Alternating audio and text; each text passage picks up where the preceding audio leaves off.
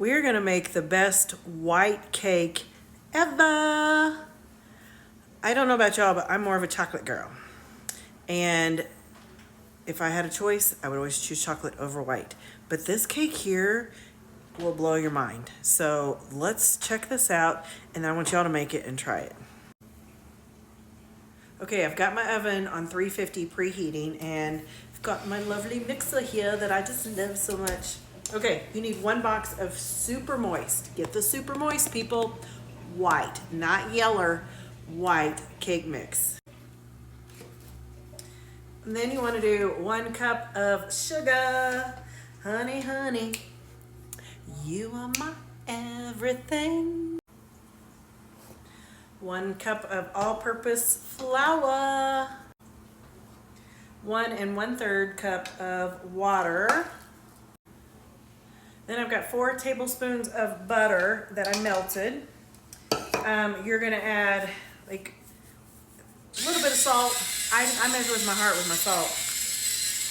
It says, what does it say? 1 teaspoon of salt. I think that's good. It says a teaspoon of vanilla, and then here's this teaspoon of almond extract. That is your key right there, baby. All right, measure with my heart. Measure with my heart. And then I'm going to just let this mix for a little bit.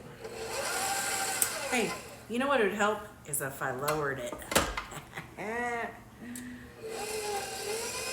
Oh my God, that already smells so good, that vanilla and almond. Okay, after that's mixed, then you're gonna add 4 egg whites. Don't add that yellow stuff. And then a 1/2 cup of sour cream. I'm measuring with my heart, peeps. It's probably about 1/2 of this sucker here. That looks about right. Because this is just a small deal of sour cream. And then we're gonna let that get mixed up in here. Start this, get that off the sides. All right, let's let her mix. Okay, after I got that mixed, I floured my cake pan here, which my grandma always used to use oleo and then spread the flour on it and, you know, just make sure it was everywhere. I don't do oleo now, I do butter. So I just take butter all around it, and then I take my flour and make sure it's coated. And I don't know what size cake pan this is, guys. I don't know. It's just a casserole dish. I'm pouring it in there.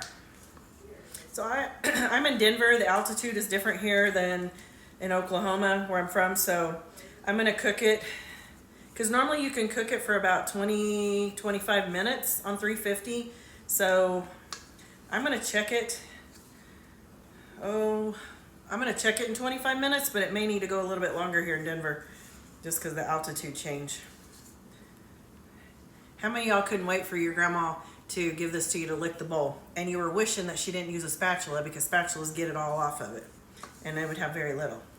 I remember when she used a spatula, then I had to say, can I just have a spatula? Bam.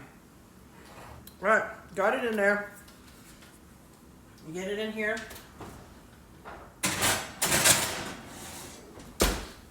I'm gonna check it in about 25 minutes. It may need to go for 35 here in Denver.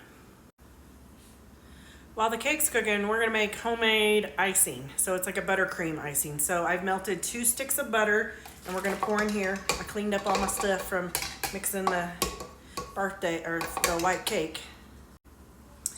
And then you're gonna add about 3.5 to 4 cups of powdered sugar in here.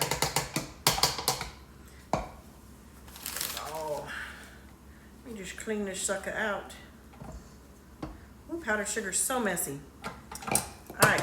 And then we're gonna add some almond cream, almond flavor, about another teaspoon, and add you some vanilla. I like vanilla.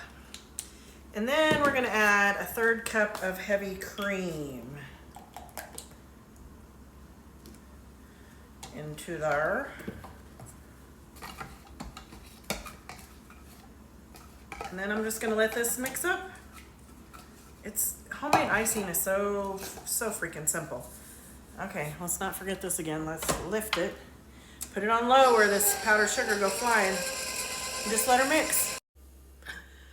Okay, it had to cook here in Denver for about 45 minutes. That's how much your altitude changes. It's crazy. But hey, it turned out beautiful. Check this out. Look how pretty. All right, and then my icing turned out gorgeous, darling. Can y'all see that? Yeah, gorgeous. So I've been trying to let it cool off. Yeah, it cooled off good. All right, so I'm just gonna take my icing and ice this up.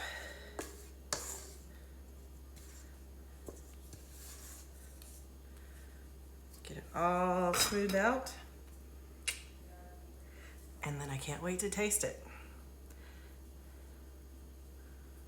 Look at that.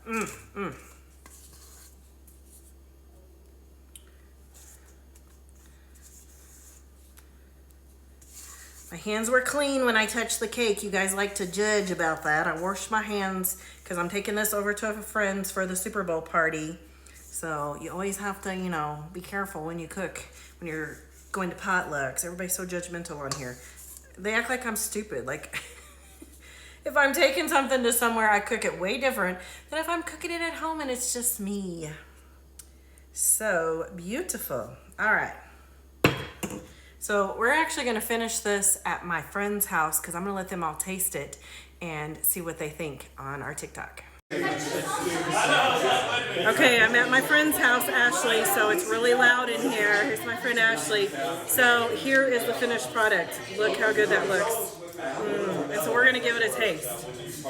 Okay, it's still even warm. Let's see here. Oh, that was really different. Yeah. Oh, yeah. Yeah, this It's is sweet, good. but it's not too sweet.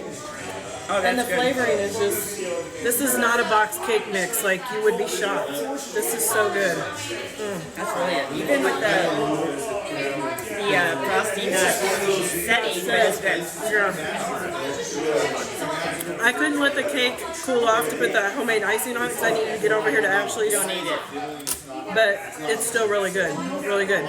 So, make this recipe, and if you haven't liked my page, don't forget to like it down there and share this with your homies. And this cake will help the Eagles win the Super Bowl. Fly, Eagles, fly! Oh my God, you guys, you Chief fans, I know you're about to have a heart attack right now. I'm so sorry.